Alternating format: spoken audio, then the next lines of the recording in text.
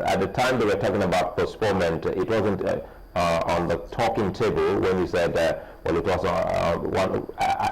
your party was even in denial of it, that they were not really ready for any postponement at that time, that the APC raised that particular allegation. We recall that. But again, in moving forward, when you say a political party, when they make allegation, it is their own, intention to carry out such.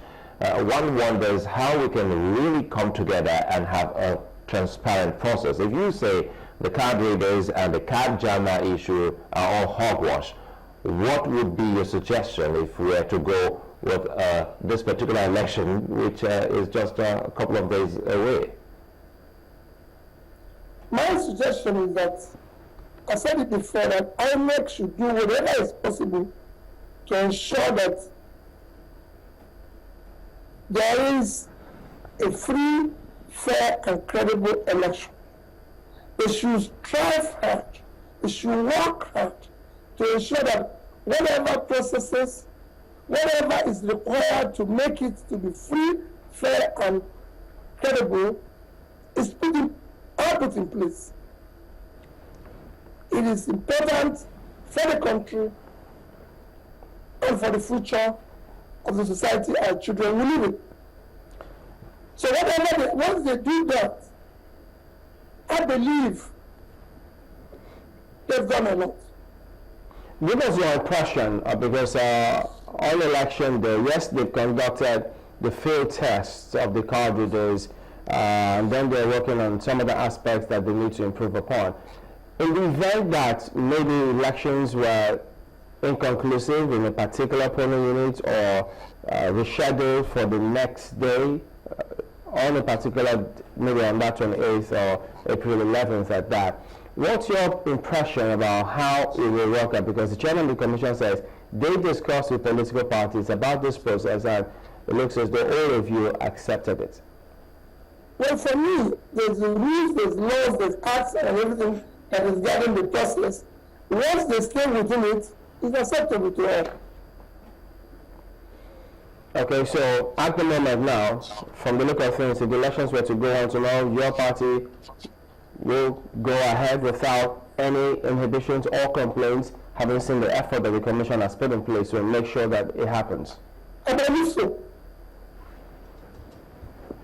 What would you say about those who complain? They say they've got genuine complaints. They've gone to the centers where they're supposed to pick up their PVCs, owing to no fault of theirs. They've not been able to pick it up. Well, these are the things we're saying that INEC should ensure that those people who have not collected it, they still have time, collect the PVC. It is INEC problem.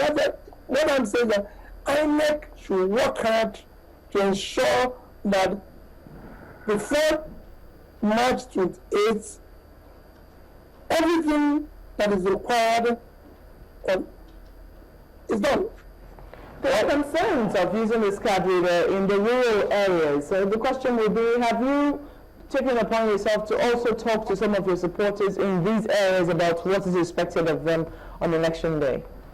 Well, yes, the party is doing that, but again, there's a lot of things about the issue of the rural areas because of these machines that have the head is being, powered by the internet and all this and all that. We don't just have to believe INEC. INEC probably have tested it everywhere and believe it will work. And our position is, okay, they are the body that are supposed to do this, let's believe it. Could you then close that? So let's close with this one. Many interpret things now from a political perspective. In fact, they say that FG beginning implementation of COFRAD reports is all political, because they say most of them, they've got to go to the National Assembly and they have got to give their word on it before its implementation. Is this all political? Hello? Can you hear me? Yeah, I can hear you now. The Federal Executive Council approved implementation, immediate one at that, of the COFRAD report, some aspects of it. But then other parties, the APC says this is just being political because you have to go to the National Assembly to get most of those recommendations implemented. You know that from the onset of initiation and everything about the confab, APC was against it. APC never wanted Nigerians to sit down and discuss. Whenever ethnic nationalities like Afro and everything were clamoring for let's have a national confab, APC and its leadership were vehemently against it. So you don't expect them to at any point in time make any positive statement about issue of the confab or the confab report. But I can tell you, the confab report implementation is one that is dear to President Jonathan and is committed to it, and that is what is required now. The change we require in Nigeria now is not change of president or change of person, it is change of the structure of Nigeria, which is contained in the confab report. And the only person who can believe that will follow this to the end is the man who conducted that conference in the first place. Mr. Pt.3, I have to thank you for coming in. Pt.3 is the Deputy Director General South of PDP Presidential Campaign Organisation. Thank you for speaking with us today on Sunrise Daily. Thank you for having me. All right, we'll be back in just a moment. Join us again.